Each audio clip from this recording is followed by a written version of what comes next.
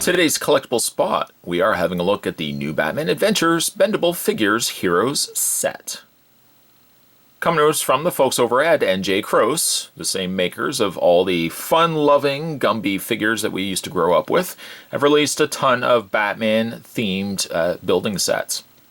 This particular set is the Bendable Figures Heroes set, consisting of Alfred Pennyworth, Robin, Batman, Batgirl, and Commissioner Gordon. On the back of the package, there is read-ups actually on all 5 characters, which is pretty cool. Batman, the new Batman Adventures, finds Gotham City in urban chaos, dark and gloomy as the criminals who inhabit it. The city cries out for justice, not the kind that comes from the police, but from the man who wears a mask. Batman is Gotham City's Dark Knight and will stop at nothing to restore order to the city and protect its citizens. By day, Bruce Wayne goes to great lengths to maintain the public image of a millionaire playboy and CEO of Wayne Industries. That's why it's said that Bruce Wayne is the disguise. Batman is the true personality. Robin's read-up is that Tim Drake is the second Robin, the first being Dick Grayson, and the son of a career criminal, Stephen Shifty Drake. Despite his bleak upbringing, Tim idolized Batman and never followed in his father's footsteps. When Two-Face kidnapped Tim, demanding the whereabouts of his father, who was on the run, Batman rescued him and took him in under his wing. Under Batman's tutelage, Tim demonstrated impressive skills, and he would soon become the next Robin. Alfred Pennyworth, butler to the Wayne family, Alfred has known Bruce Wayne most of his life. After the death of Bruce's parents, Alfred became a second father to Bruce and is one of the few who are privy to the secrets contained beneath Wayne Manor. In addition to his duties as butler and covering Bruce Wayne's tracks, Alfred tends to be to the high-tech gadgetry in the Batcave. Batgirl Barbara Gordon is the daughter of Police Commissioner James Gordon.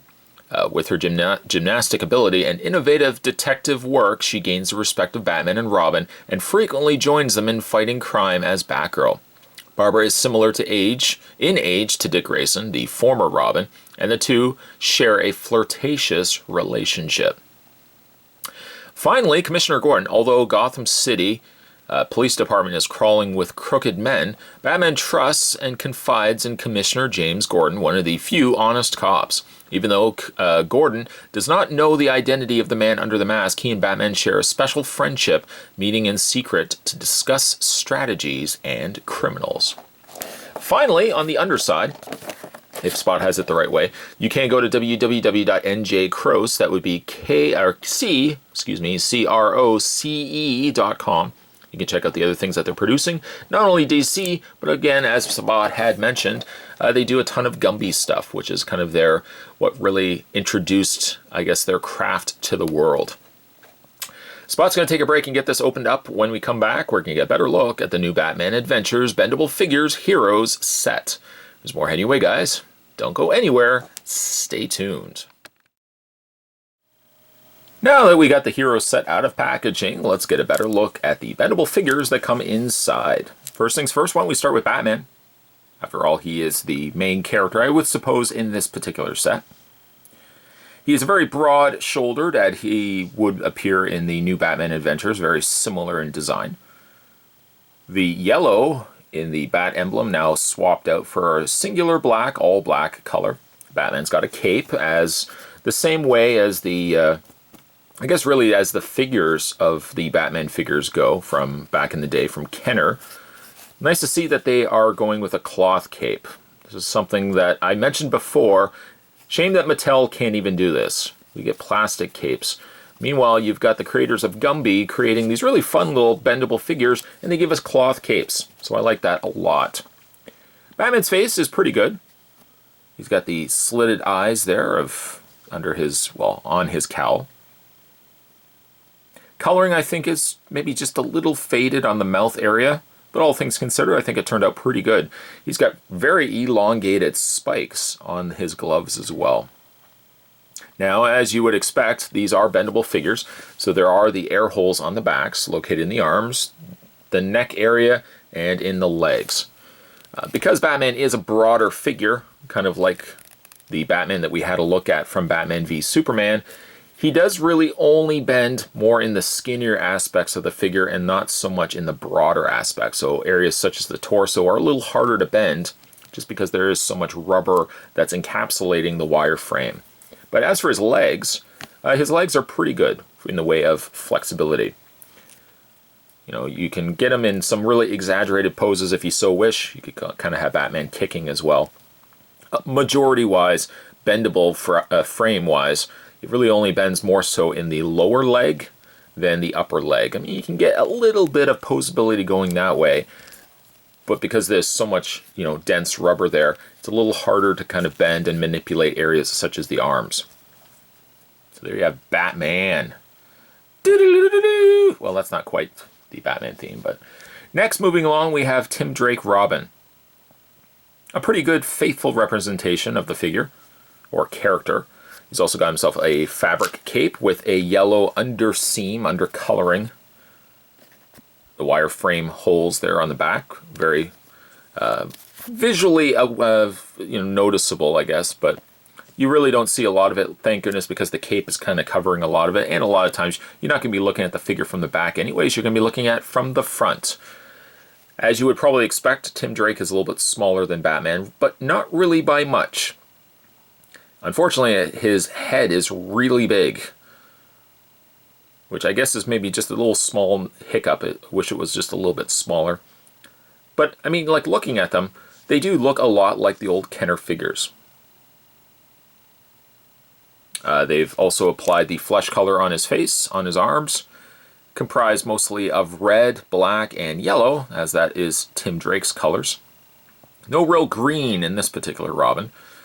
Flexibility on Robin, well, because as you would expect, his arms are a little skinnier, his legs are a little skinnier, he can do a little bit more than what Batman can do. And you can get his leg all the way bent back if you so wish. So there is Robin. Put him down right here. Again, none of them really, unfortunately, stand. Next we have Batgirl. Batgirl is very similar to that of Wonder Woman. Very posable because she's very skinny. Same black cape, same yellow underside there. Face is quite nice on Batgirl. Got the black, the yellow in the gloves, yellow in the boots, yellow utility belt, and yellow emblem. Posability on Batgirl, as already mentioned, she has quite a bit more than that of Wonder Woman. Quite considerably, well, actually, a lot more than Robin. I would say even, too, she has a lot more posability than the Wonder Woman that we had a look at as well. Quite like Batgirl here. And then moving on to the side characters, we've got Commissioner Gordon. His design is very different when it comes to the new Batman Adventures versus the original animated series. Very boxy style of head, as you can see right there, with his mustache, his eyebrows, and glasses present. The shirt and tie, his gun holstered on the side there. It's funny how they've given him like the flat palms here. It's kind of like, Batman, what do you want me to do? You keep beating up all these criminals. What do you want me to do? But there are the holes on the backs there. He does have posability. Again, it's a little bit stiffer just because he's starting to get into a denser plastic, but you know, a rubber, but you can get him still kind of in a walking pose. You know, you can move the arms. The arms do move back. You kind of have a little fun with posing him. There is Commissioner Gordon. And finally, the last figure from the Heroes set, you've got very trusty, loyal Alfred, sporting his tuxedo here. Face is good. No issues at all with the face. Now one hand, well, I guess both of the hands are facing forward. One hand kind of looked like it was going the other way around, but he has flat palms facing forward. They could have possibly given him maybe like a tray or something as well, but you can at least bend the arms so that you could put theoretically a tray on top of his hands. He's got some posability in the legs. You know, you can kind of get him in a walking pose. do the splits if you so wish as well.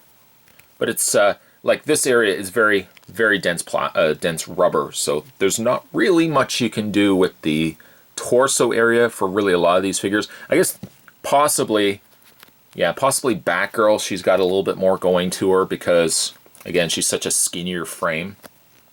It allows the wire frame inside to do a little bit more than the other figures. But really fun little figures. I like these. This is now the second set that Spot has looked at, the first being Batman v Superman. I think they are quite fun indeed. Spot will put the link down below to NJCroce. I think in the Batman v Superman review. I wasn't quite sure how to pronounce it. I think I initially said NJCroce, but I mean, checking on Big Bad Toy Store and the other sites, they've listed as NJCroce. So I guess that would be the name of the company. But I'll put the link down below if you guys want to head over there. Check out the other things that they're producing from Batman. Of course, the Gumby stuff. That's always fun. You might even have a look at some of the Gumby on this channel as well. That sounds like a segue. It does. Today's collectible spot, or toy spot, doesn't really, I guess it could be either or. We were having a look at the NJCroce, the new Batman Adventures Hero set. Stay tuned, guys. Spot's going to have more collectible spots heading your way. As always, thanks for watching as you always do. See you next time.